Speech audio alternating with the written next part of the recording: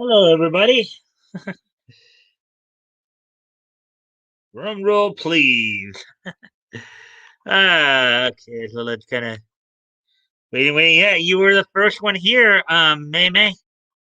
Let's see. I'm still here, but yeah, I saw that you were there.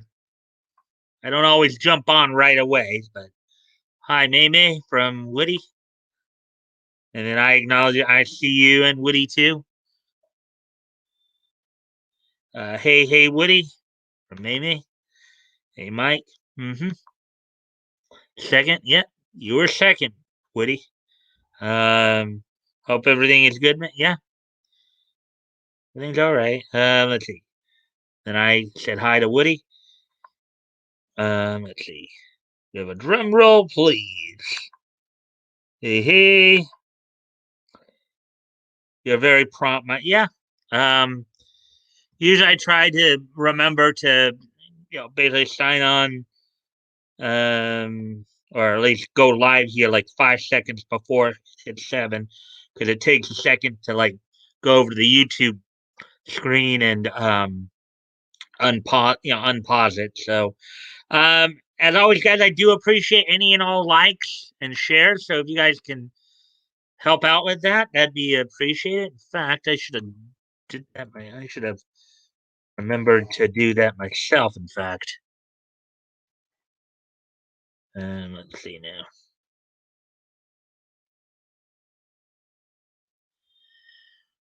Let me see here. Let me see.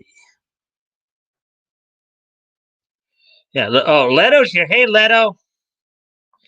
Let me do that real quick.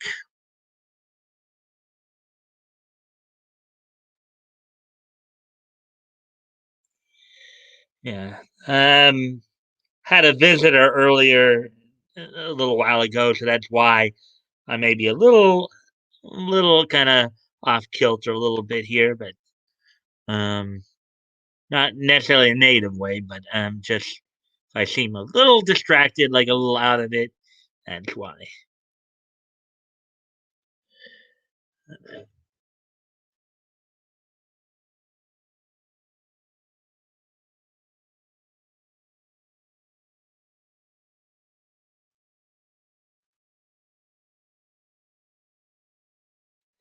And let's see.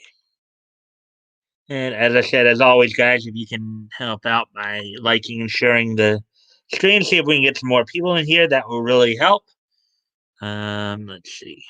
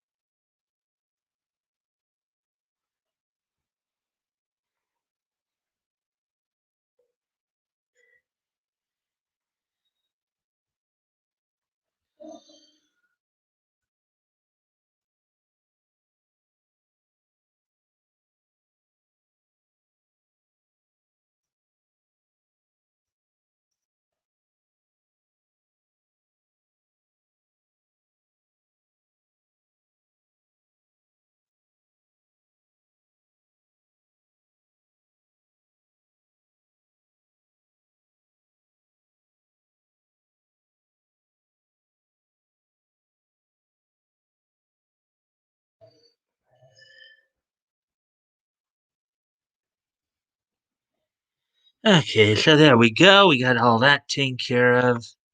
Should have did that just before, but oh well. All right, so let's see. Here we go. Let's see now. Hold on. Okay. ATC, you're here. Okay, so let's see what's all going down here, because I know there's been a few things going, conversation wise going on. Why? Oh yeah, saw that. Saw that. Saw that. Hey, what's up? What's up, Leto, what did I miss? Not much as of yet. Hi, Leto. Hey, Woody and May May. Let's see. How are you, May? Let's see. Well, okay, no worries, Mike. Let's see. So Action enters the room, quietly sits down in the front row of the show, opens his cooler, and grabs a cold beer. That's a nice way of settling in there. Hello and toys, hello.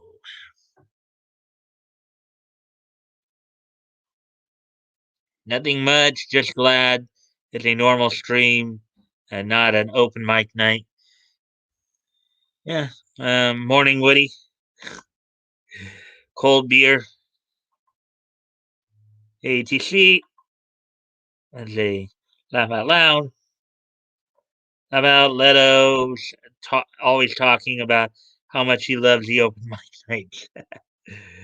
uh, let's see. Hey there, May May. May have you enjoyed. May have you enjoyed your Mother's Day.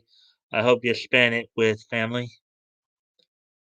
Action spills his beer and out loud say, "Man, I just lead it." Oh boy, that owed it. Um, Sup, man? From MA to CT. Okay, let's see now. Bat Goat's here. Hey, Bat Goat. Yo, yo, yo, sweet. I just ordered pizza. Little jetted. It was just okay, I guess. Didn't do much with my mother. Um, Not too much. Took some time away from Twitter. Always a good thing to do. Hey, Goat from May May. Tried to make a short video a day, but I kept lettoing it. Okay. Where's mine, Mike? Where's your what? Toys, Leto, May May.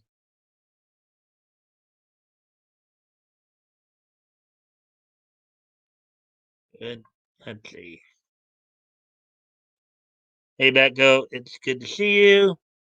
I'm a lot sorry. Um, Tell us about your pizza, Batgoat. Let's see. Grr. Action tosses Batgoat and the beautiful May May and Woody Mueller then tosses Leto and chatted a can of Coke Cherry. All right. Hey, now that's pretty nice. Um, Kind of beer, ATC. Rickard's red. Okay. So we got all that caught up with. Let's see now.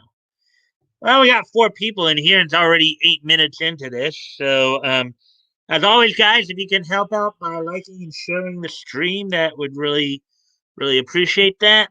Um, oh yeah, you already did. Okay, that's good. Because I had to just refresh my screen to see the newer likes there. So we got 4 people. So on tap tonight, what do we have on tap tonight? Because I think I will get started right away. Because it looks like we actually let's see, 1, 2, 3. Okay, we got May May, Woody, Leto,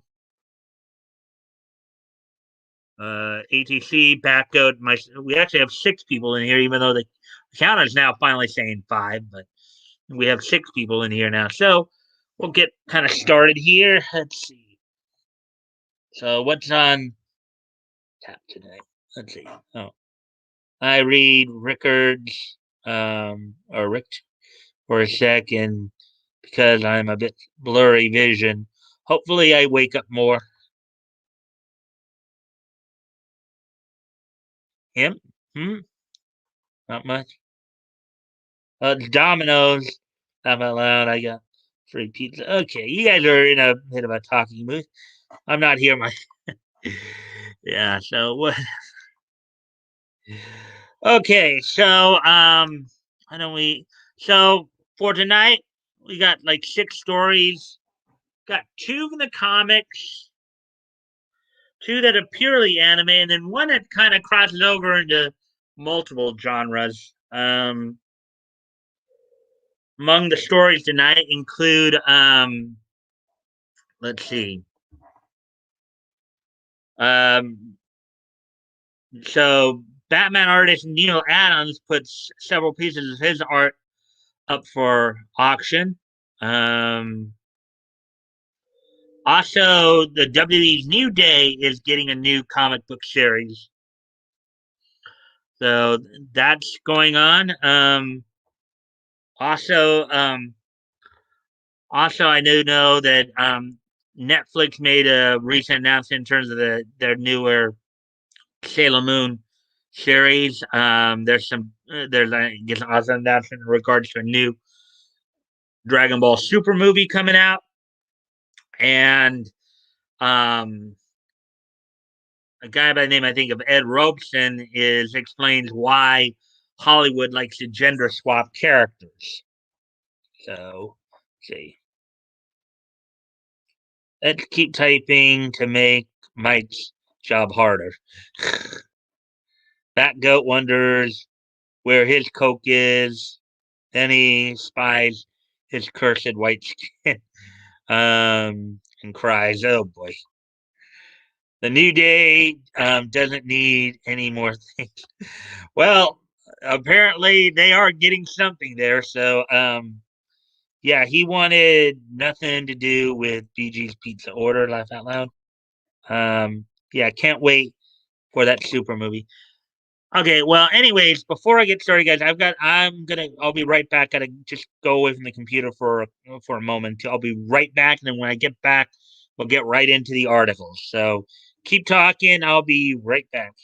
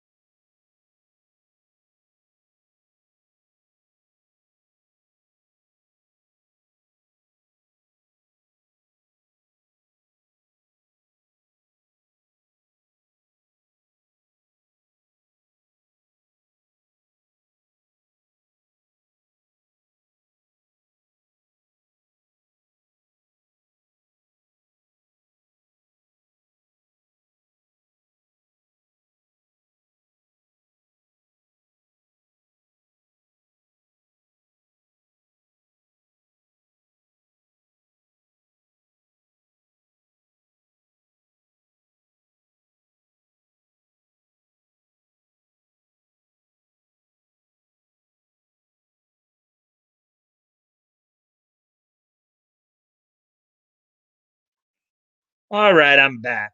Oh, Dave. Hey, Dave. See you here, man. Hey, we missed you, man. Everybody, make sure that we can make Dave feel welcome. Obviously. Wow, you guys really went off.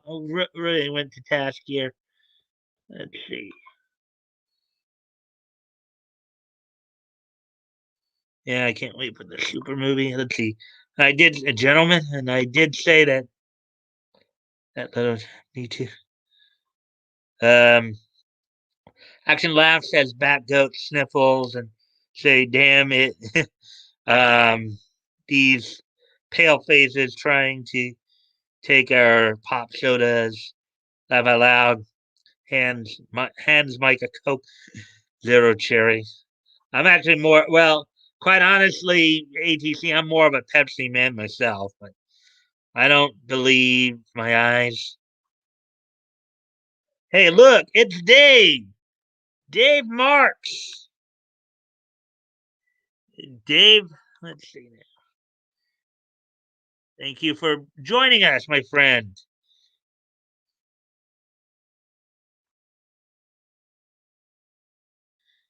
Okay, and I thank everybody for all the likes and shares. That's always appreciated. Um, Dave, how are you, sir? Uh, Calculon's back. Uh, I mean, Dave. Hey there, Dave Marks. Been a while. Um, Rose, Dave, can of beer. Let's see. You should put some actual cocaine in the soda. Be more white. Oh boy. Susan is creeping around the corner. Catch. Laugh out loud. Laugh out loud. Dave's back. Or yeah. You guys are still off. Yeah, I hope you'll come back and join us more, especially on Friday nights, man, because we've been going through some good comic stuff on Friday nights. Doing the historical stuff. Looking back at some of the those old comics. Yeah, they are hitting Frieza older brother, maybe in the new one. I need to look for more info on it. Yeah, we'll get to Frieza, my autopilot. Uh, Coolers coming back sweet. That little jetted. That's a speculation. When we get to that, we will. When we get to that story, we'll see what they say about that. Then again, the movies aren't canon. Cooler. hmm About Cooler being canon by us fans. Hi, Mike. Hey, Dave. Um, not back. Oh, they have. I'm kind of horny now. Stop. Okay. I have no idea why we're going in that direction, but yes, would be cool if Frieza fuses with Cooler.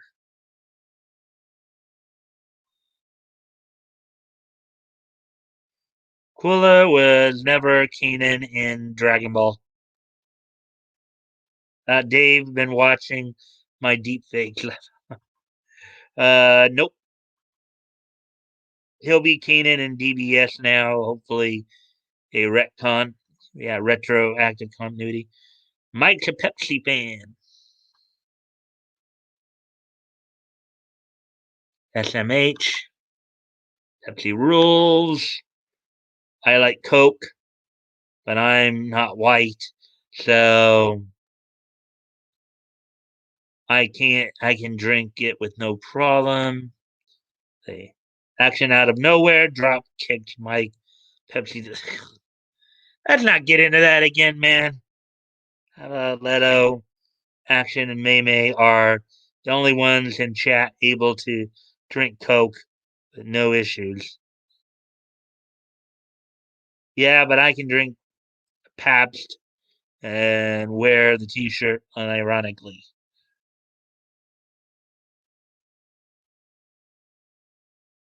Call her Shush for short. Laugh out loud. Yeah, boys. Yeah, toys is Asian. Oh boy. BG choking on his words. Actually, the DBS movies are canon. Uh, Bleep you. Uh,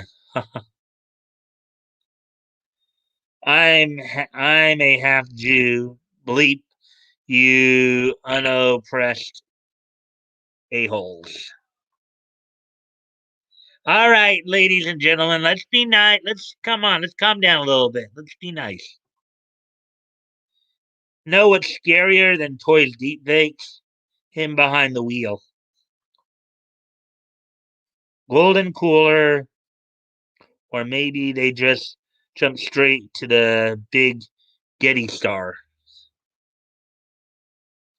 Yeah, no problem so much. So, laugh out loud, big. BG hasn't heard Jews are considered white. Boy.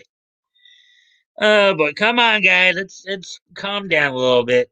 All right, this is getting a little too much, I believe.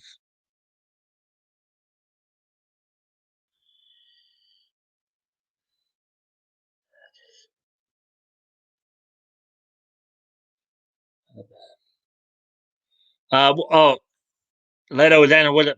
I believe. Well, Fat Goat may know more, but I believe Pabst is a Canadian beer. I believe there, Leto. Mike, you'll be reading this all night. Stop and think. Yeah, no kidding. I'm thinking about doing that, Dave. I just have that thing about me where I just try to. But you're right. I probably will be because everybody's kind of active tonight. So why don't we start getting into the articles? That might really help get us going. Alrighty then. So here we go. So here's the first article of the night. Really, we have 6 people viewing. All right. So first article of the night. Batman artist Neil Adams put several pieces of his comic book art up for auction as NFTs. Article done today by J.D. Augustine. Neil Adams, the veteran comic book artist, best known for his time illustrating Batman, is set to offer up several of his pieces, including artwork featuring the Dark Knight, the Fantastic Four, and others as NFTs. Now, I have not heard of that particular thing before NFTs, so you guys may have to help me with that. But and then here's a source megalith number 4 cover NFT. 2021. The 9 NFTs, each of which represents one page of artwork from Adams' illustrious career, will be made available to bid on through the next gen auction site portions.io. These NFTs will include depictions of fan favorite characters Batman, Robin, and Talia al Ghul from his strange but memorable tome Batman Odyssey, a tale Adams referred to as his first Batman novel. When discussing the upcoming auctions with crypto news outlet Decrypt, Neil Adams Portions.io.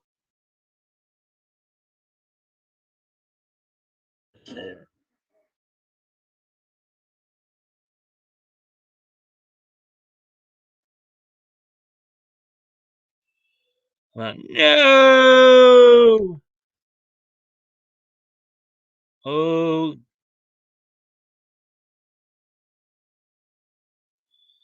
yeah. If you guys can help me with that, what exactly is an NFT? Because I've never. What's NFT mean? That's what I want to know because that's one of the few things I actually don't know. Laugh out loud. Fine, I'll Google it myself. Basically, you use some techno jargon with ones and zeros to create very specific file online. Oh, so that is that what an NFT is? NFT. Oof. I hope he doesn't lose it. Oh, sorry, I don't know either. That's my moronic understanding of it. Laugh out loud. It's something like crypto, okay? Crypto as in cryptocurrency, not crypto, the super dog crypto.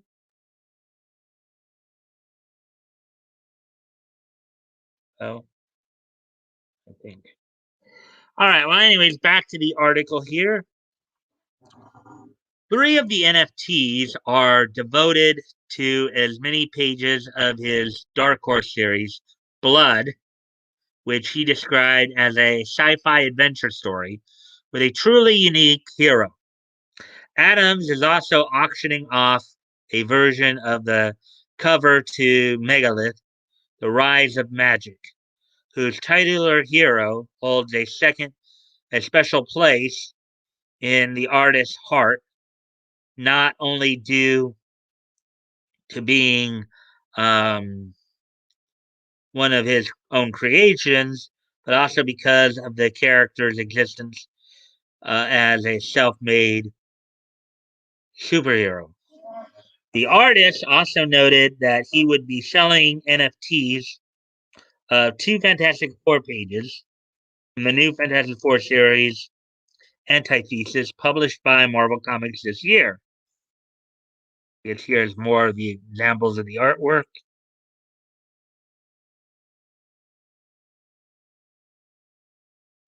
Some of these NFTs, which cover a span of Adams' career dating between 1994 and the present, will also feature a unique gimmick. Five of these NFTs will be animated. What will the other four aren't? Or I guess it's supposed to be while the other four are not. So there's a little bit of a spelling error there. On this, he remarked, they are presentations of the original art, the same way a heritage of Christie's would present an original piece. And I said, what about breakfast at Tiffany's? She said, I believe I remember what it feels like. And I recall I said, kind of liked it. Anyways, for those uninitiated in the concept of NFTs, oh, so they were going to explain it here anyways. They are essentially a token that can represent digital media such as artwork. Decrypt explains that this can mean not only traditional artwork, such as the comic book pages represented in Adam's NFTs, but also music and video, says Decrypt. Like cryptocurrency, such as Bitcoin, NFTs are cryptographically unique things to the use of blockchain technology, which scans each line of computer code found in a digital NFT. Okay, to verify ownership of a given piece of media. Okay, so that's what an NFT is. So they explained it for us, anyways. Look at that, guys. Ask and ye shall receive. Let's see what you guys might be saying here. Tobacco from Meme. More with crypto. Sounds like a hand written iOS, right? Leto, but really high tech. Um, it doesn't even copyright protect. It's like bragging rights. Unbelievably, be proud. Millennials, be proud. Yeah, I heard it. It can't be trusted from my heard.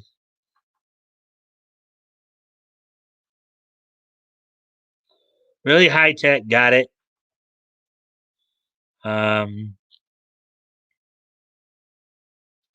I wouldn't use it regardless. I would use something else for my brand.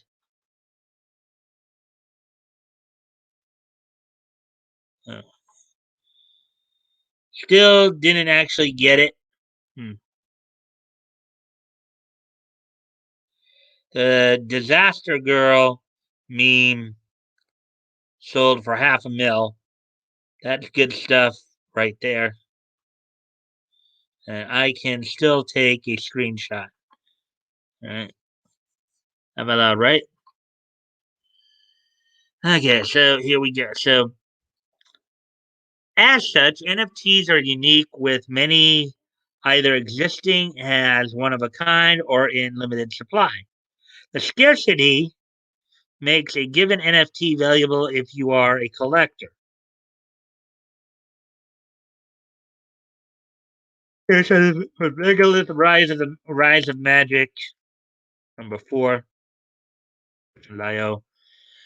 But what of the copyright issues that one would expect, especially in the case of DC and Marvel artwork, when prominent IPs are involved?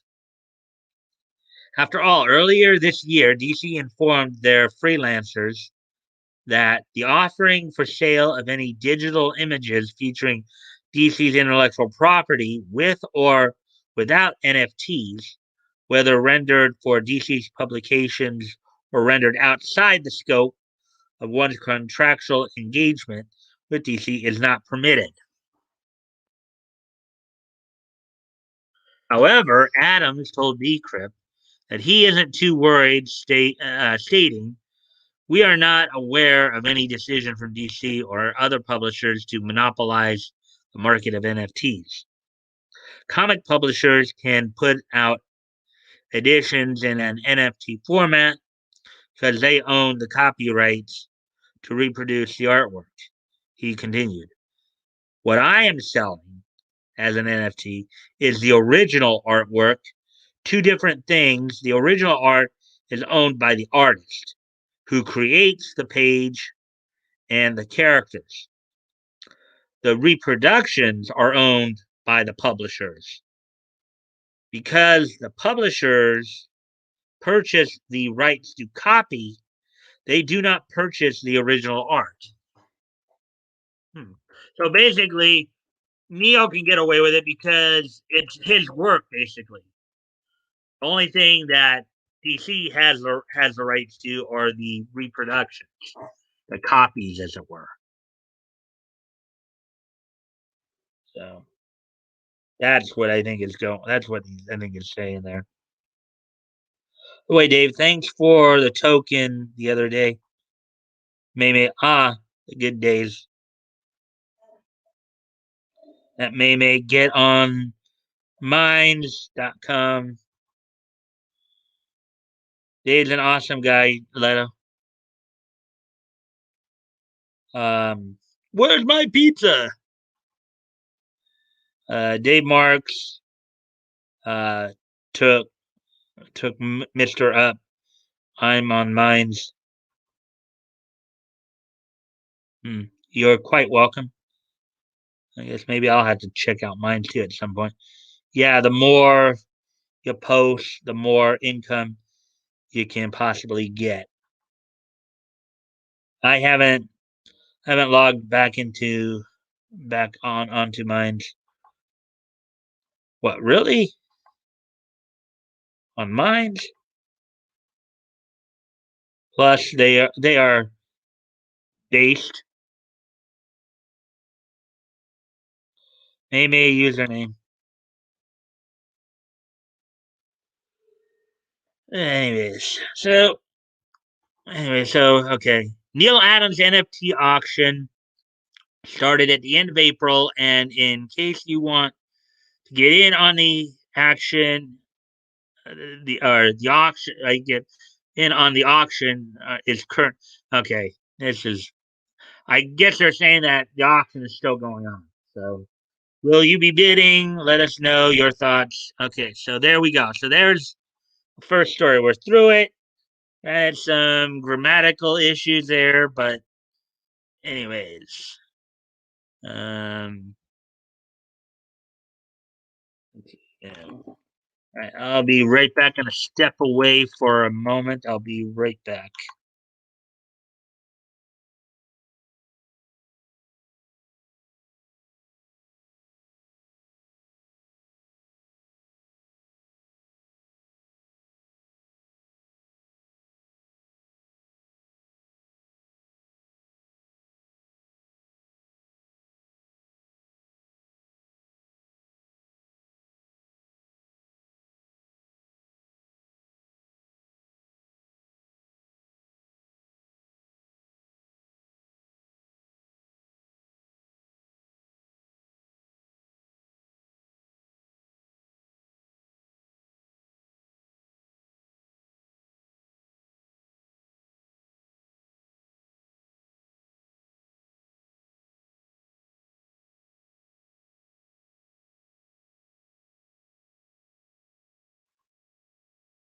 All right, so just had to check a couple of things real quick, and then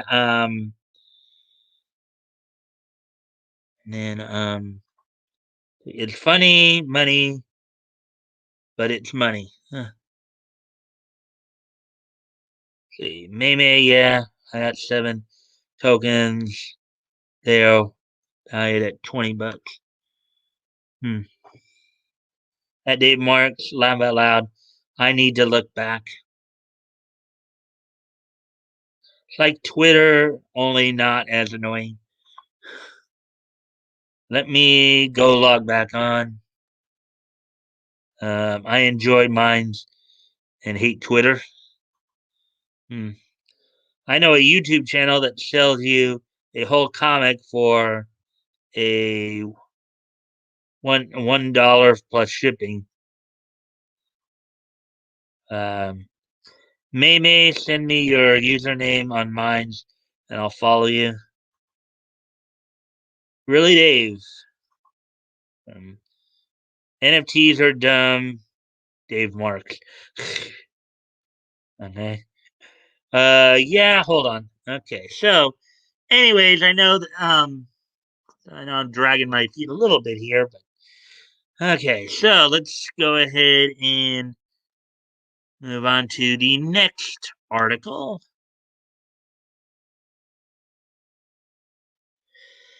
And here's the other article that from at least the purely comic section here. WWE's A New Day gets a new comic book series that will tell their origin story. Do, do, do, do. This story, of course, of John F. Trent from May 10th, for today, basically.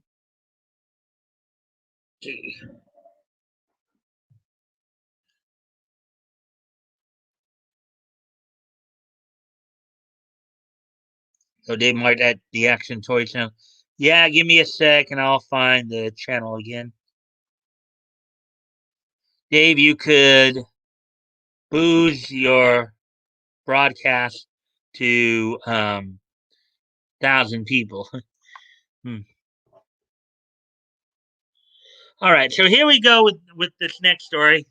Boom Studios announced that WWE's The New Day will star in a brand new comic book series titled WWE The New Day Power of Positivity. Oh, yeah.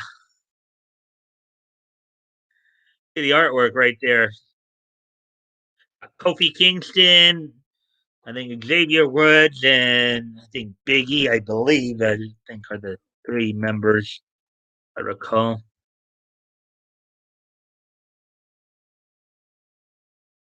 New Day Power of Positivity. The series will be written by Evan Narcisse and Austin Walker with art by Daniel Bayless. The series features New Day members and WWE superstars Kofi Kingston, Big E, and Xavier. So I was right. Xavier Woods, who have collectively won 11 tag team championships in the WWE.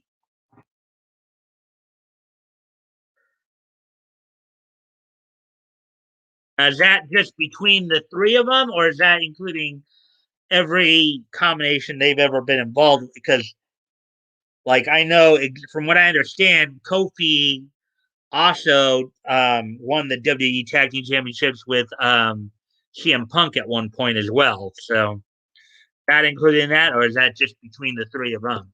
So that's what I was. Boom details the series will allow fans to discover the origins and struggles of the 3 WWE superstars before that fateful day when they realized they were together than apart. Okay, I guess that was supposed to be more together than apart. But, anyways, Narcisse added collaborating with my colleague, Austin Walker, so we could tap into the personalities of the New Day to tell the origin story of this history making trio has been an incredibly enriching experience. He went on to say, we tried to write a love letter to an unseen side of WWE history. And I'm so excited that WWE fans everywhere will finally be able to read how Kofi, Xavier, and Big E came together to form sport entertainment's most electrifying tag team. Probably much like the Fabulous Freebirds and Demolition in the past, they probably use the Freebird rule at times. Yes, here's some of the artwork here.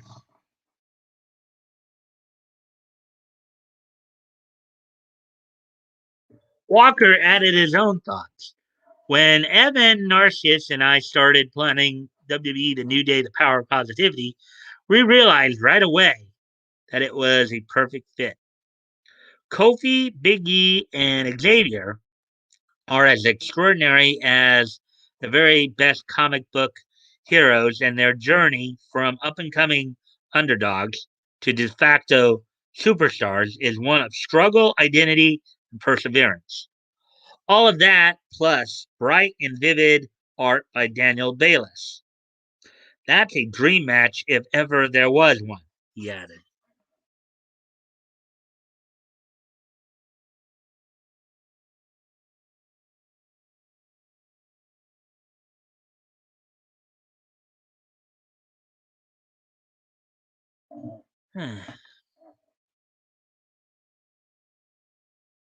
Let's see how everybody's doing here.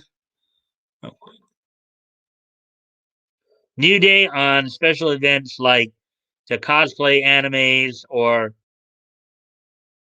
games or video games when they wrestle. Although I haven't seen it lately. Well, now you are seeing it apparently, Leto.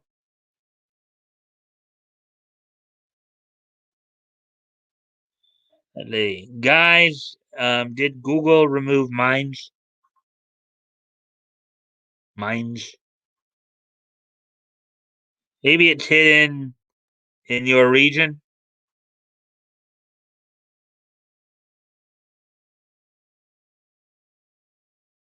Or the link. Let's see.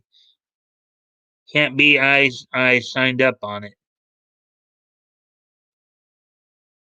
Yay, pizza finally got there. Oh, hey, look, cherry Coke. Oh, cool. At the Action Toys channel, these guys do an auction every week. I think it's Saturdays, but bidding actually starts at $1. Then start posting on it, make some moolah.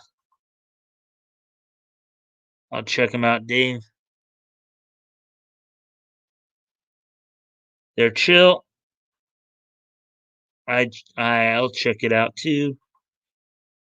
Sometimes have artists as guests. I don't think I can afford anything. All right. So, anyways, so as we continue on with the story, the first issue in the series will feature cover by Bayless as well as variant covers by Raza and Hernanda Souza. Look at the facial expressions there. Look at those facial expressions. Ah!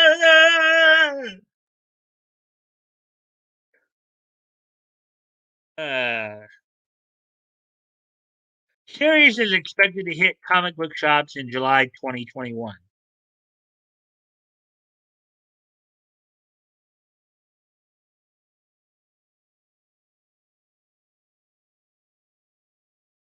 Do you plan on checking out the WE, the New Day, and the Power of Positivity? All right, so let's see now. Let's see where we're at. Okay, we're at the 45-minute mark here.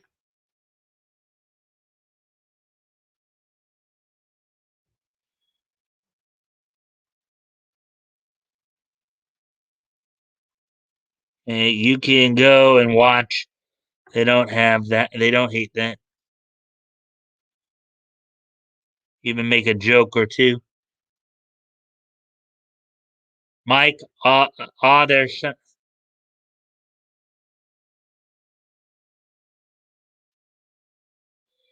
Mike Ashi son.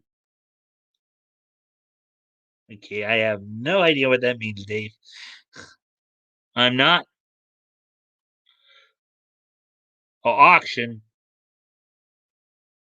Those were odd faces. Yep.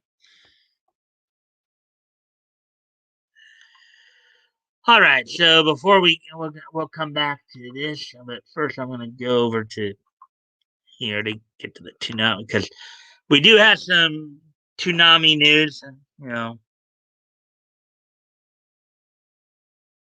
I do like to kind of cover it a little bit at least. Actually, there's been some stuff that's gone on the last couple of weeks in terms of the programming changes. So I'll just go over those real quick, and then we'll head back to bounding into comics.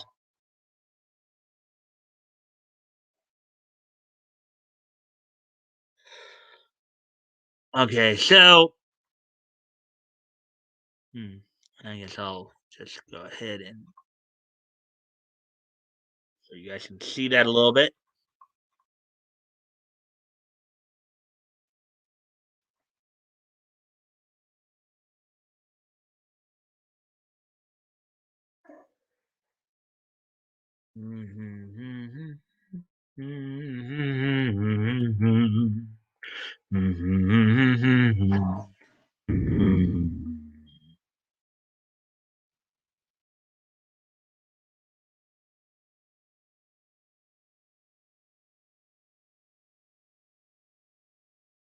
And think about it, Toonami's been back for almost 10 years now because it came back in 2012. We're like in 2021 here, so that's kind of interesting. It's almost been 10 years since it's returned.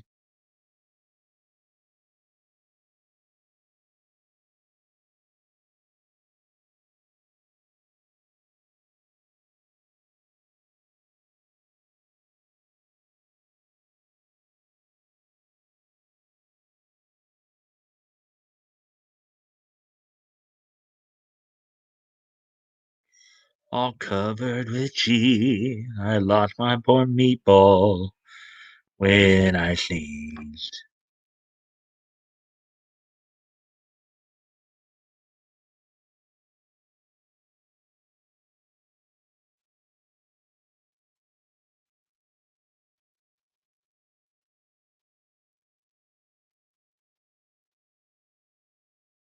All right, so here we go. All right, so let's see. So why does this look like bad news? Don't really know. Well, I don't know. Oh, woo, never mind. What you mean? Okay, um, so starting this past Saturday, the fifth season of My Hero Academia made its dub debut on Toonami. So as of this past Saturday, midnight was Dragon Ball Super, My Hero Academia, fifth season on at 12:30. Food War, Shogeki no Soma on at 1, Promise Neverland on at 1:30, Fire Force, which would be ending its run at this point, was on at 1:30, Black Clover on at 2, Naruto Shippuden on. Oh wait. No. Dragon Ball Super was on at 12:30, then or no at 12. And 12:30 was My Hero Academia. Food Wars is on at Food Wars. Shigeki no Soma was on at 1. Promise Neverland was on at 1:30. Fire Force is on at 2. But I believe it'll be ending this past it ended this past week with um, Black Clover on at 2:30, Naruto Shippuden on at 3, and then Attack on Titan would now take over the 3:30 spot from the reruns of Demon Slayer Kimetsu no Yaiba. Now, starting this Saturday, the 15th, um, Doctor Stone makes its return. I guess the second season will start up. The dub of the second season will start up on this Saturday as Dragon Ball Super will be on at midnight, followed by My Hero Academia. Doctor Stone on at 1. Food Wars moves to 1:30. Um, Promise Never, basically with Dr. Stone now taking up the 1 o'clock time spot. Um, Food Wars, Promise Neverland, and Black Clover, I believe, all move back a half hour. So Food Wars starts at 1:30, followed by Promise Neverland at 2, and then Black Clover on at 2:30, and then Naruto Shippuden at 3, and then Attack on Titan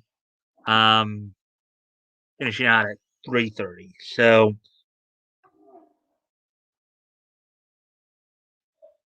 let's see here. That prisoner looking dude at the top of Wikipedia had me thinking Toonami had a weirdo in the ring. Um, that was a That was the Unabomber dude. Oh well, that then. I was wondering why he was up there though. Laugh out loud. They random. Sometimes Wikipedia will randomly just put topics up. You know, now why they chose to for him right now, I don't know. That goes. Dot dot dot dot dot. Mike.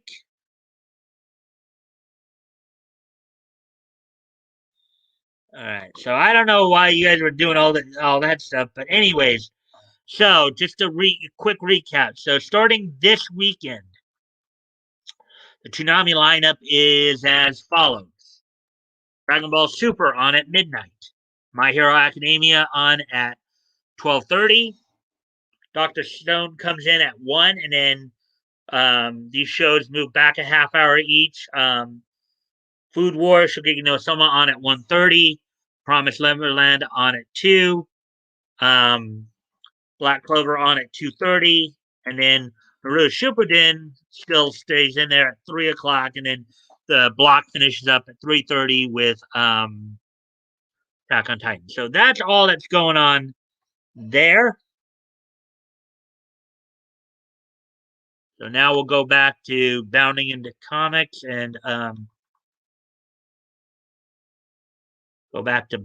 comics and get to some other stories more anime related, as it were. So,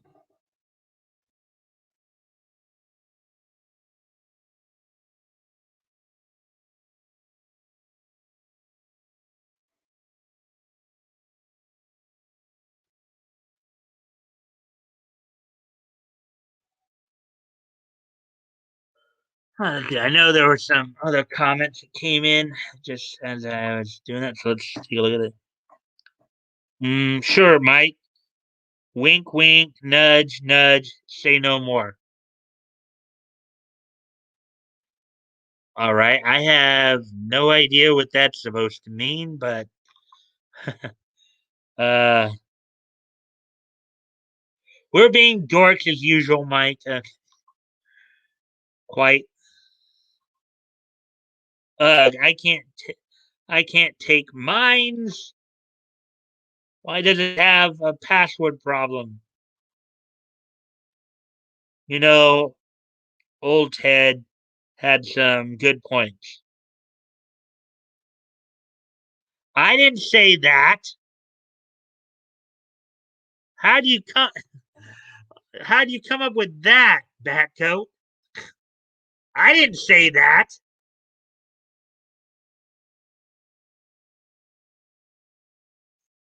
Or at least I didn't mean. May have sounded like I said that, but that wasn't what I was saying. They bring up some points up there, or what have you, time to time.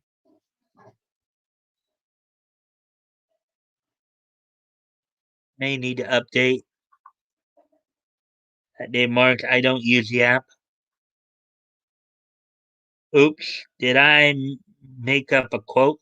Yes, you did. It sounds like you did. We're messing with you. Uh, I bad. Sorry, Mike. No problem.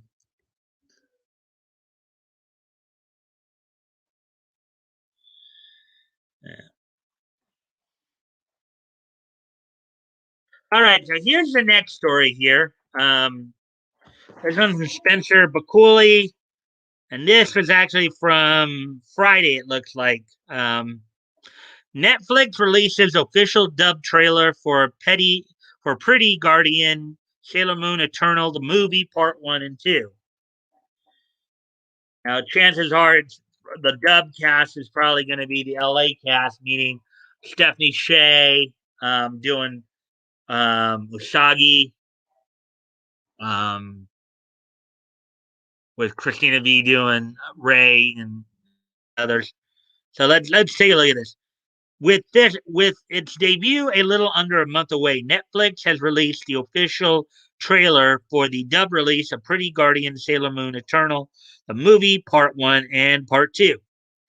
In turn, confirming the rumored return of the principal voice cast from Viz Media's English language dub of Sailor Moon Crystal, which of course, which we know.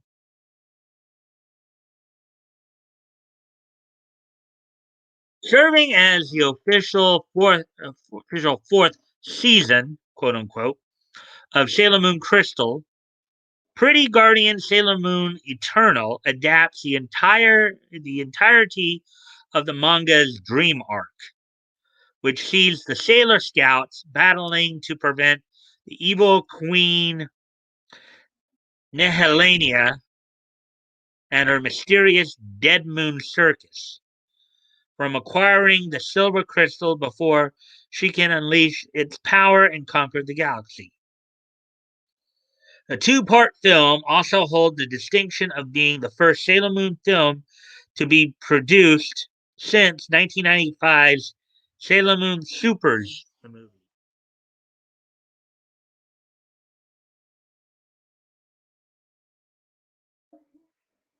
A synopsis of the film, as provided by Netflix, reads: the upcoming adventures are set in April, when the cherry blossoms are in bloom, and Tokyo is in a festive mood as it celebrates the largest total solar eclipse of the century.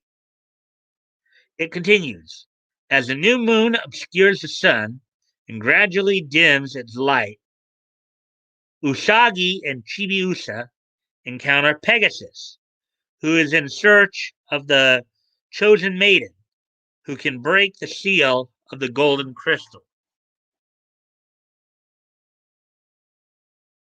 Sailor Moon Eternal official dub trailer. Let's see, saying this far here.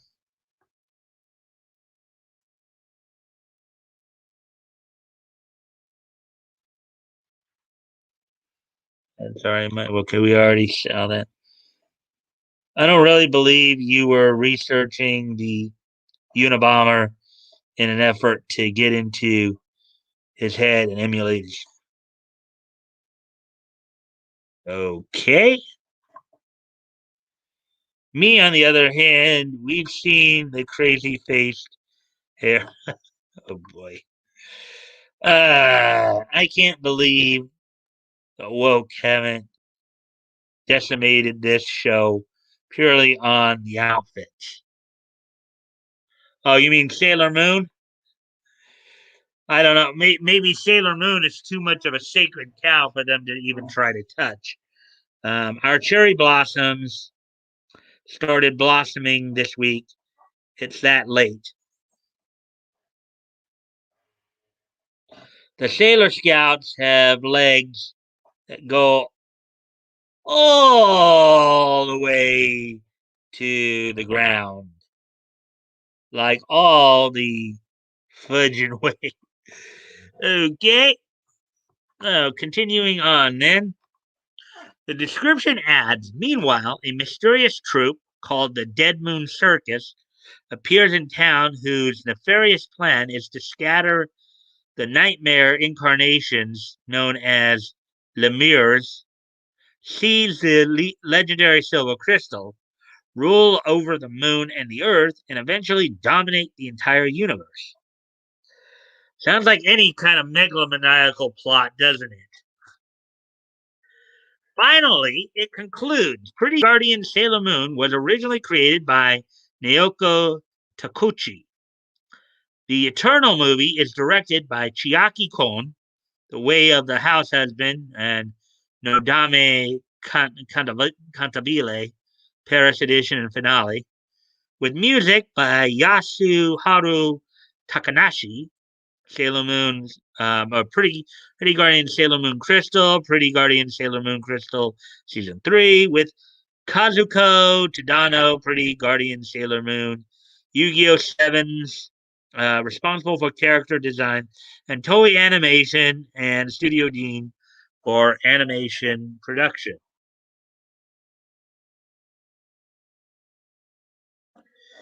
Pretty Guardian Sailor Moon Eternal, the movie, is set to release on Netflix in both dub and sub form on June the 3rd. What do you make of Pretty Guardian Sailor Moon Eternal's official dub trailer? Let us know your thoughts on social media or in the comments down below. Okay, let's see what's going on here. Let's see, we're past the hour mark, just past the hour mark there. So, oh wait, we already saw that. Saw that. We saw that. Okay. I don't know that.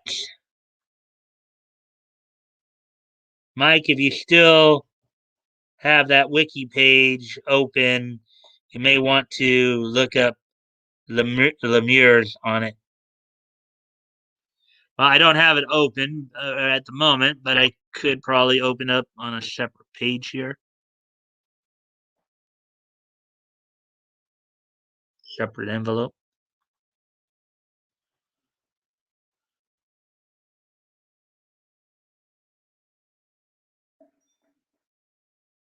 Okay, so according to this, okay.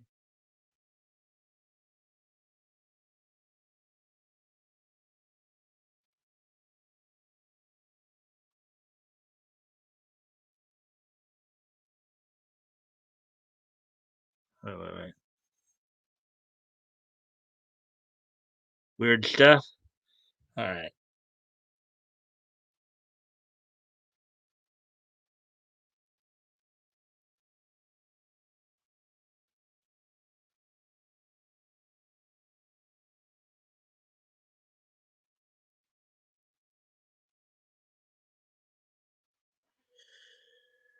All right, so here's what we have for Lemires.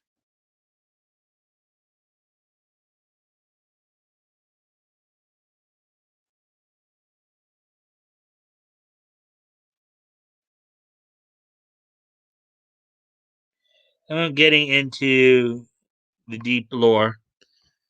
All right, so here's what it says about Lemures. The Lemures were shades or spirits of the restless or malignant dead in Roman mythology, and are probably cognate with an extended sense of larvae, um, from Latin larva or mask, as disturbing or frightening. The mirrors is a common literary term, but even this is rare. It is used by Augustan poets Horace and Ovid, the latter in his Fasti, the six-book calendar poem on Roman holidays and religious customs.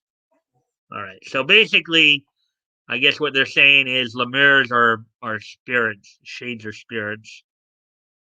Um,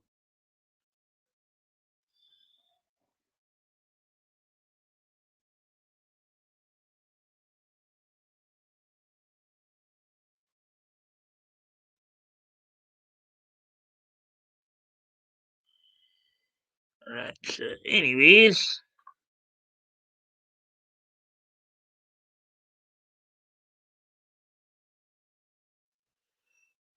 all right, so we're done with that one.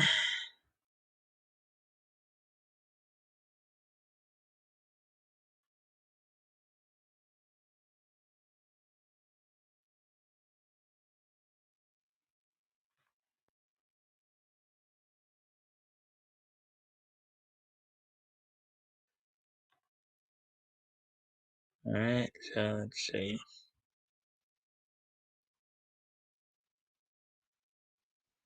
Now we'll get back to the stories here. We just got a couple left here.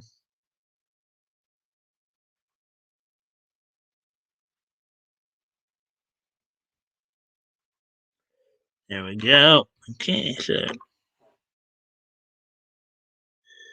now here we go. And I know you guys were talking about this earlier when I mentioned that there was a story on it. This one in regards to the new Dragon Ball movie coming out next year.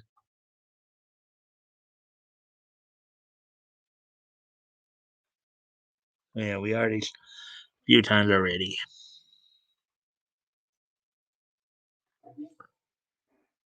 Oh, here's what Toei announces new Dragon Ball Super movie for 2022.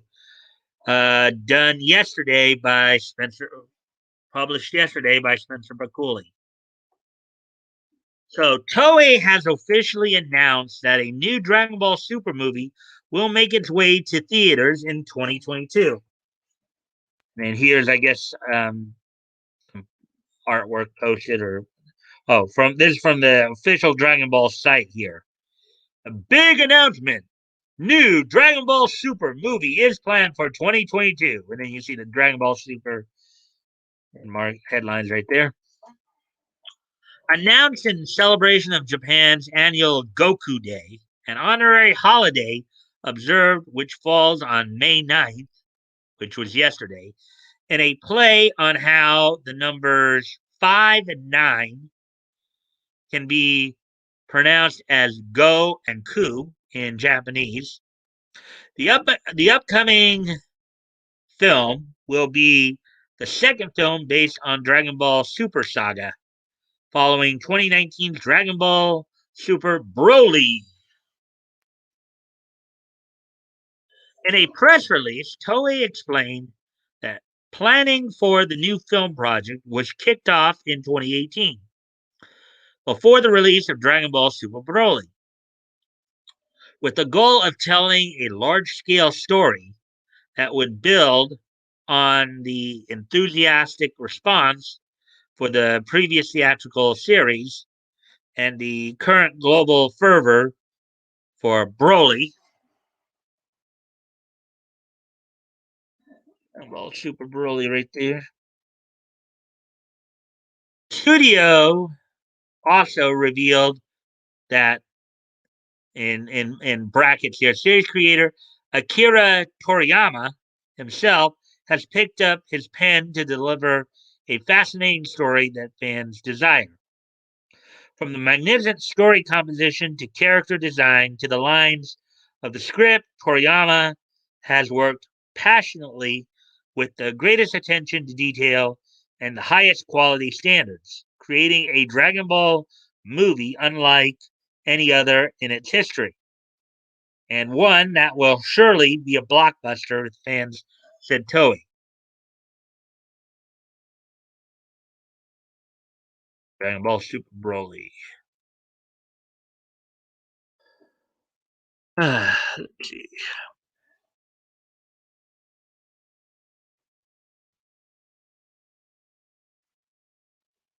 Um, there's a Goku Day. Apparently, uh, I need to remember that. Was a Goku Day. I guess Goku just became so popular in Japan they had to make a holiday for him. Yeah. Uh, well, it's a new year then. That day mark. Looks like I need to start another account. They won't let me change my password. I had to change it like 3 times months ago. Ah, that stinks. Well, when you do, I'm me on mine since Dave Marks.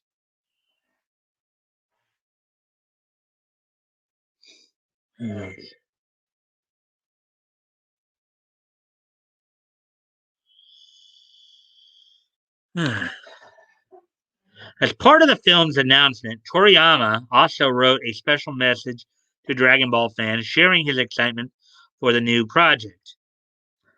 An all new movie since Dragon Ball Super Broly is currently in the making, wrote the esteemed creator. Just like the previous movie, I'm heavily leading the story and dialogue production for another amazing film. I really shouldn't talk too much about plot yet, but be prepared for some extreme and entertaining bouts, which may feature an unexpected character. What you guys were hinting at with in regards to the rumors, I guess. He included, we'll be charting through some unexplored territory in terms of the visual aesthetics to give the audience an amazing ride. So I hope everybody will look forward to the new movie. And here is, I guess some from Toei Animation's official website. And all new movies since Dragon Ball's. Okay, I think this is basically the same thing we just wrote or read. So, are you excited for a new Dragon Ball Super movie? Which unexpected character do you think will make an appearance? Let us know your thoughts on social media or in the comments down below. Oh, there we go. There's that one.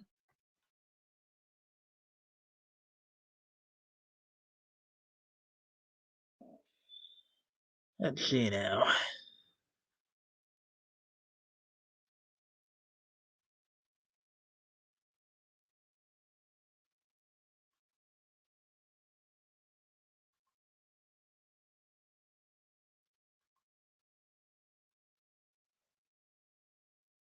Doing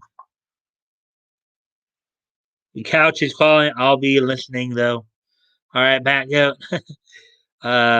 99 bets. Looks like I have to retry it again, Dave. I'm tentative.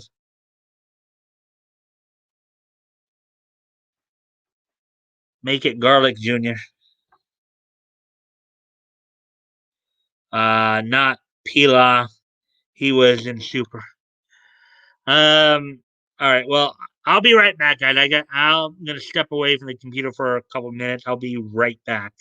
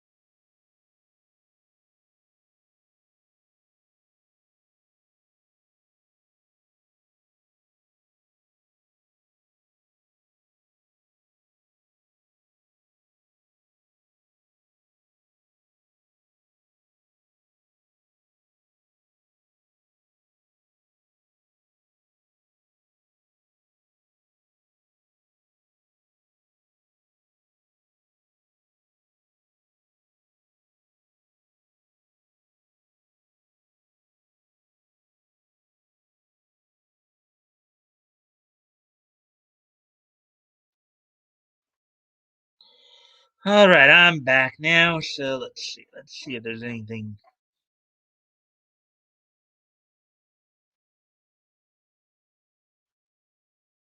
All right, we already saw that. Saw that.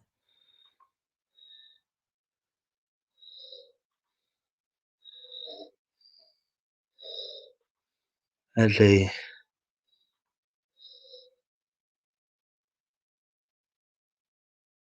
Bruh, mine is a tea joke. Are you having a hard time with it?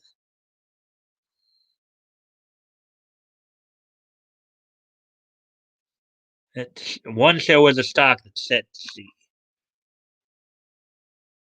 name of the stock was give me. Anyways, okay. So, anyways, um, so we got one more story to go through here. Right now we're 17, so we're actually making some pretty good time here. All right, so this is the last story of the night. This kind of covers multiple genres: comic books, anime, television, movies. It's kind of so. Writer Eddie Robeson um, reveals the reason behind race and gender swaps in Hollywood. Story was written, published by John F. Trent today. So let's take a look at this. Writer Eddie Robeson, who is credited by IMDb as a writer for Hollyoaks and Sarah and Duck, recently revealed the reason why Hollywood race and gender swaps iconic characters. Robeson's comments came in response to comments made by Marvel Comics Fantastic Four writer Dan Slott. Yes, the Trump hater. This one, Luigi Noe CC by 3.0. Slott posted to Twitter on May 6th, which was last Thursday, when adapting comics to TV and movies or rebooting comics today, there's no reason to have the iconic characters be straight white men. He added, the only reason they're that way in comics is because they were created in the 30s and the 60s when that was the default. It's not the 60s anymore.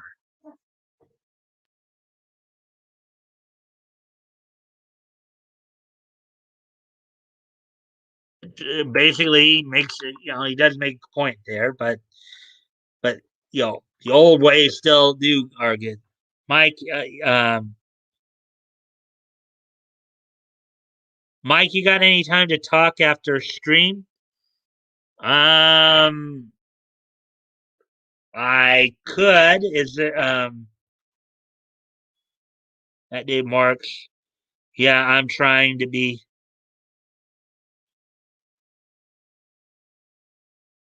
They gonna butcher Fantastic Four. No reason except to retain your paying audience. All right. Okay. So May asked if Mike, you got any time to talk after? Um, I could. I could make time if you really wanted to talk.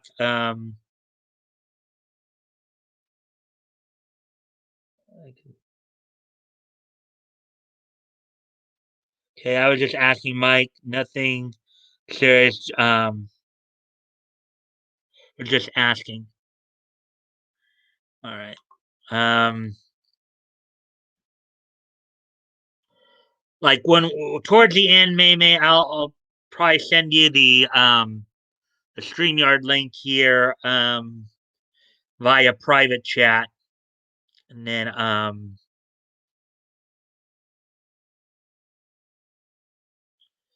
and then um and then I'll let you into the studio here and we can talk. So if you want. So anyways, though, let's get back to this article.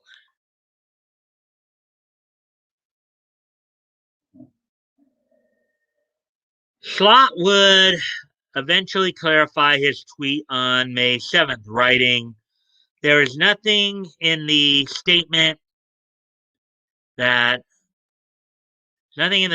that says that comics shouldn't be made with all new characters, superheroes, who are just straight white males. Um, it's possible to both things, um, to share the icons and to create new characters, um, who represent all of us at the same time," he wrote.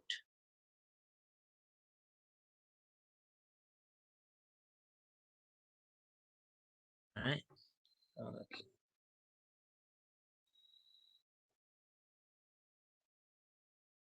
Oh no, they're continuing the MST3K reboot. It's not the same. You're busy. No, I'm not busy. I can make time. That's no problem. Um, but I've seen black YouTubers are upset they are changing characters for no reason, but yet to use actual black established characters. Right. I can make time, Mamie. Just um. Anyway, let's get through this article.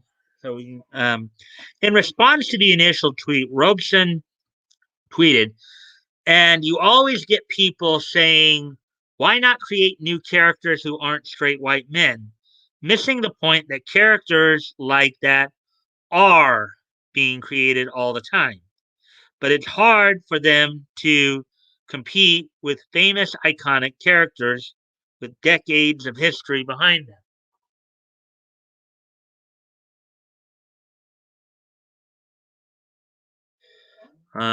He followed that up with the revelation that race and gender swaps are to make faster progress. Although he doesn't elaborate on what that faster progress is towards, while he doesn't elaborate, it's pretty clear that erasure of straight white male characters is part of that progress. Um, he wrote, "It's um, it's a franchise dominated landscape, um, and you can just will new franchises into being. Okay, you'll make much faster progress by diversifying the franchise that already exists." Yeah, but the likelihood is you're not. That's not going to sell. Oh, and they even quoted Yellow Flash on something here. So YouTuber Yellow Flash made it clear this argument doesn't really hold any water. He wrote, "Manga seems to do it just fine. Maybe your creators are just horrible in the West." Yeah, and I know Flash actually. I think Flash actually did a video this morning, in fact, on how for the I guess for the first time ever, I saw this video he did this. I guess for the first time ever, the top 20 sales spots here in the West are all taken by manga. Okay. Your top 20 comic book sellers right now, in terms of comic book sales, the top 20 are all manga. Flash did a video on that this morning. So that was pretty interesting. Progress. I don't want to get into culture war talk, but this right here is culture war talk. Yeah, I mean, I'm just reading the article, Dave. I don't really want to get into it either because I think for the most part, I think most of us here have pretty much agree on a lot of the things. So Superman isn't gonna be better if he's a gay Indian. Hmm. Well, and considering and okay, going back to that point too. If you think about it too, right? Um, I think that's just I think by changing Superman in that way, I think just totally because remember, I'm sure many of you, if you saw the '50s live action series, if you've seen any of the animated series, it was always Superman always represented truth, justice, and the American way. Okay, that's what he represented. Now, granted, I do know they did have like Superman Red Sun, where they put out the idea, well, what would have happened if Kal-El had landed in Rush? I do know there's that story out there, and there's a multiverse that focuses on that story. Okay, I do get that, but this whole idea of race and gender swapping just to do it, just to make a point, is stupid. Okay, um, there's already a black Superman in DC, but they refuse to use him. Well, I also remember there was another universe in DC in which, and I think it was done back in the '70s, where they basically did kind of a rainbow. Like I remember, or something like Counterculture Justice League, where I remember there was some. I guess one of the names was the Sunrise Superman or something like that. The idea is to saturate the new product with woke nonsense while simultaneously covering over the established characters within with their traditional values so that the only thing people even can look at is yeah, Dave, that's exactly what they're doing. Dave, he won't sell better, but his fashion sense will be next level. The ideology based on people who can't procreate and give in to every degeneracy they confront. Yep. Well, hey Dave, that's why it's important to know comics history. That's one of the other aspects about like what I've been doing with Backcoat's been helping me do. Learning more about the history of comics and where they came from. So let's see now. All right, Dave, are you interested in talking after stream 2?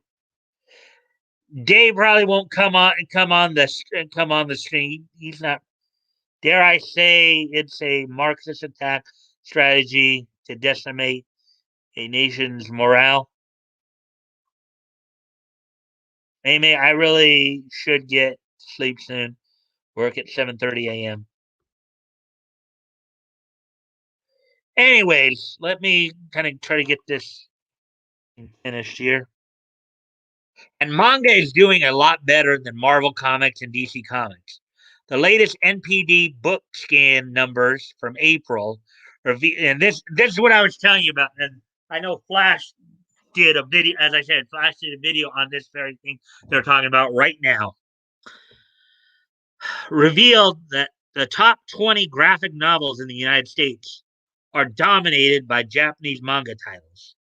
My Hero Academia, number 27, tops the chart.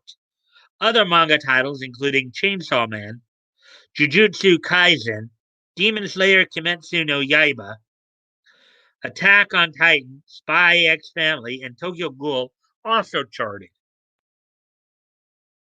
There's the manga right there. In fact, 19 of the top 20 graphic novels from April are all manga published by Viz Media. The only title not published by Viz Media is Attack on Titan Volume 1, which is published by Kodansha. It's also a manga. There are no Western comics in the top 20 adult graphic novel list for April. Again, I know Flash did a video on this morning, so almost all of the titles were also published within the past decade. Demon Slayer was first published in 2016, Attack on Titan in 2021, My Hero Academia was first published in 2014, Jujutsu Kaisen and Spy Family began in 2019, and Tokyo Ghoul was first published in 2017.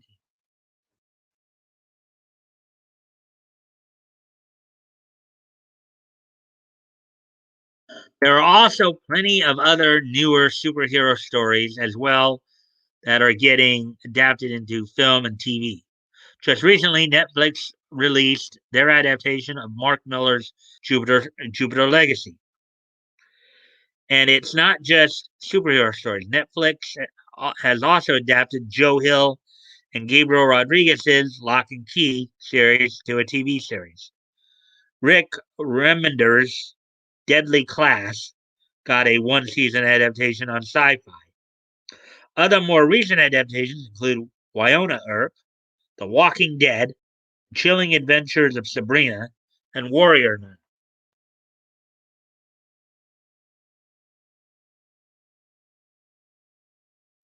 It's pretty clear that new franchises are popping up um, quite often, as seen in Japanese manga and anime, as well as even in Hollywood. However, as Just Some Guy points out, Hollywood writers like Robeson want to jack the audience of more popular characters. Steal or take away, I believe, is what he means by jack. Just Some Guy critiqued Robeson, saying, "The moment fans realize that you are what you are doing to their beloved iconic characters, they will bounce." Which I am pretty sure is very, very true. He adds, "People ain't sticking around while you tear down the stuff they care about. They know who the real characters are. What you are presenting ain't the real characters." Here's a scene from Rise of Skywalker.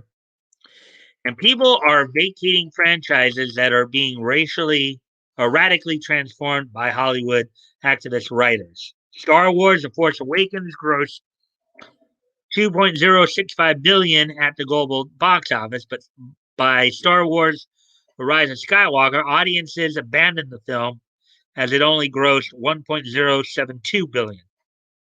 Maybe even more telling is that The Force Awakens had $191 million in domestic video sales, but The Rise of Skywalker only had $66 million. Doctor Who saw its viewership numbers plummet with its most recent season finale in The Timeless Children. In fact, it was the least viewed episode of Doctor Who since Meglos Part 3, which aired back in 1980. There's a cover of Jujutsu Kaisen right there from Disney Shonen Jump. It's clear people will abandon franchises where Hollywood decides to insert the political agendas and drastically alter the characters to fit their what version of what they want them to do. However, they are also willing to embrace new franchises and new stories, as Japanese manga and anime make clear. What do you make of Robson's comment? Oh, there we go. So that's the last of the main stories tonight. Let's see. Oh, no worries. I'm just asking. Yeah, people don't hate characters of different ethnicities. Instead, it doesn't matter in a universe inhabited by a literal green Martian and sentient planets. Considering race in that context is just dumb. Yep, totally agree with you there, Dave. If you look at the top as well, Mike, there are so many diverse characters in comics, but they refuse to actually use them. Well, yeah, I would say. I mean, yeah, I mean, there have been a number of characters that they've brought in over, particular. I'd say even over the past 40 years. I mean, look, you for Marvel, you had Black Panther and Storm, and in DC you had Black Lightning and John Stewart, who I think all debuted in the '70s. There, in actually there were a number of interesting characters that in I think in the late '90s and early 2000s they brought into the mainstream comics universe that they that originally came from the DCAU. Livewire and Volcana from the Superman series. Harley Quinn, Renee Montoya from from um, from Batman the animated. They all came into the mainstream comic universes, even though they started from the DCAU. Just remember, Saban casted stereotypical actors and actresses in Power Rangers, and people call it diverse, which I don't know why. Oh, into the audience doesn't like it. Could could we be doing something wrong? Never try, must be bigots. Tokenism is meh. Mm-hmm. That Dave Marks. Sometimes it works, sometimes it just doesn't. Thing is, most of us grew up with John Stewart, Green Lantern, with with JL and JLU. Yeah, I mean, well, I'm from an earlier time. Like when I was growing up, Hal Jordan was Green Lantern. So I like the tokenism in the animated show, The Weekenders. That Dave Marks, that show was weird but wholesome. Cyborg's another one. Yeah, Cyborg was another one. All right. Well, we're actually at an hour and 40 minutes now, so I think it's a good time to start wrapping up here. Um, Let me see.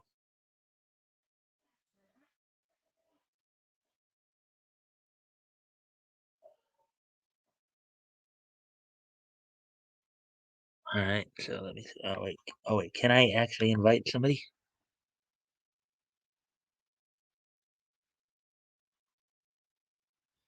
All right. So let me see here. All right. Maybe I'm going to try something here. Um, See if you get this. I'm going to send you the link via private chat.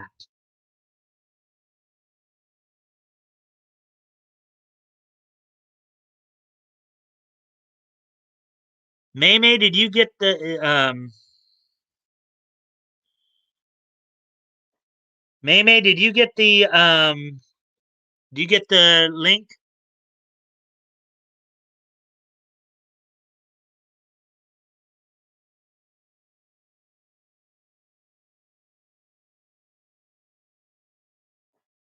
I just tried to send you the link to the to the studio here via private chat. Did you get it?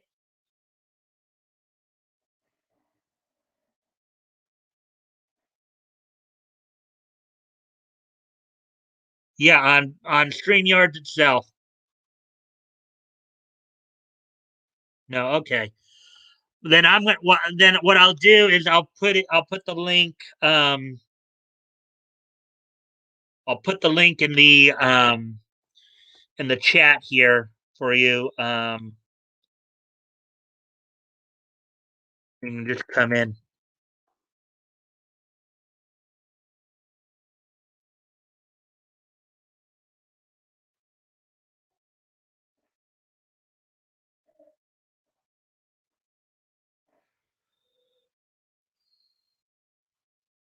All right. So I just put the link in the regular chat, May, so you can kind of hop in here. Well, I must be getting to sleep. Good luck, May. Pleasure seeing you all again. Night, Mike. Hey, Dave. I hope you'll come back. I hope you'll join us again. So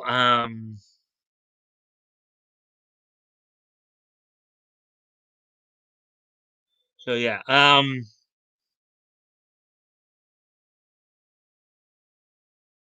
You too, Dave. Okay.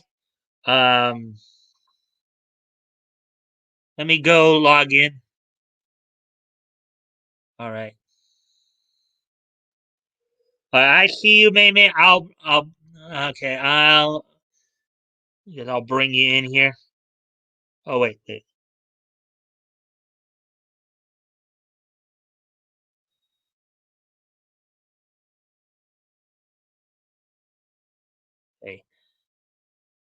I'm gonna put you back in the studio for a moment here, May, while I finish up here. And then I'll bring you in just before I sign off. So, right. So, okay, I'm in. Yeah, I see you're in. I'm gonna just leave you in the studio for a moment while I finish off the stream here with the this day in each history. So, and I know a lot of it would seem people have left. So if anybody's still out there, are you guys ready for this day in each history?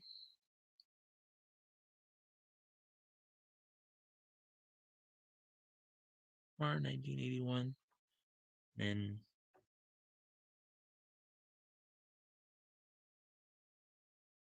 96.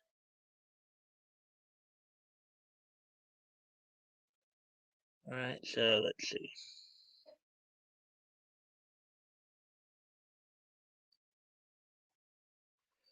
Nietzsche it up. All right. So, anyways, would seem everybody's left already, I guess, but I'll go ahead and get through this. Today being Monday, May the 21st, 2021, let's take a look back at this day in each history.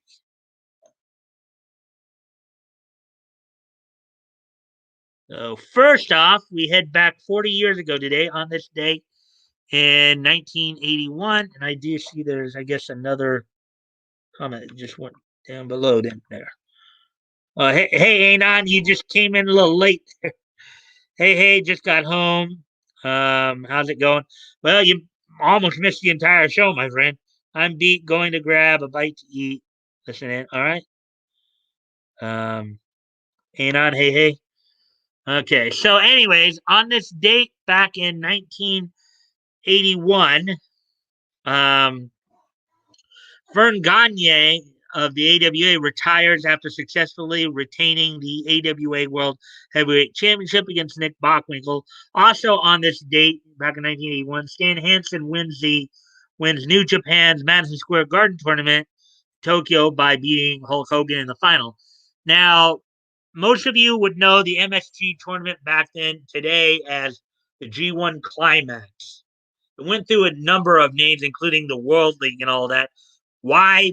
The only reason I could think why they at one point called it the MSG tournament, the Madison Square Garden tournament, is at the time they were in a working relationship with the WWF at the time. So on this date, 40 years ago today, Vern Gagne retires after retaining the AWA World Heavyweight Championship, and Stan Hansen defeats Hulk Hogan in the MSG tournament in New Japan. So that's all that.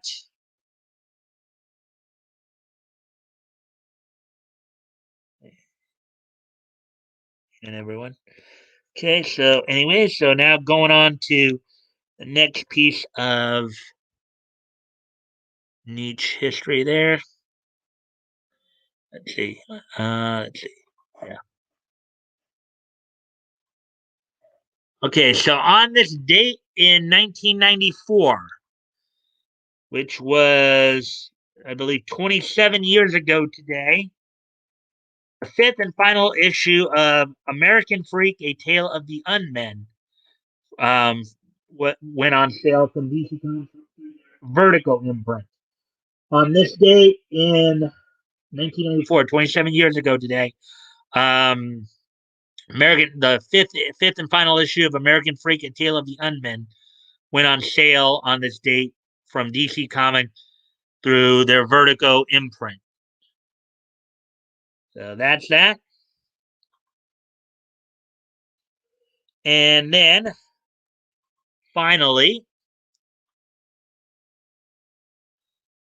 a bit of a passing on this date in 1996. Ethel Smith, who was an American organist, um, who was known in part for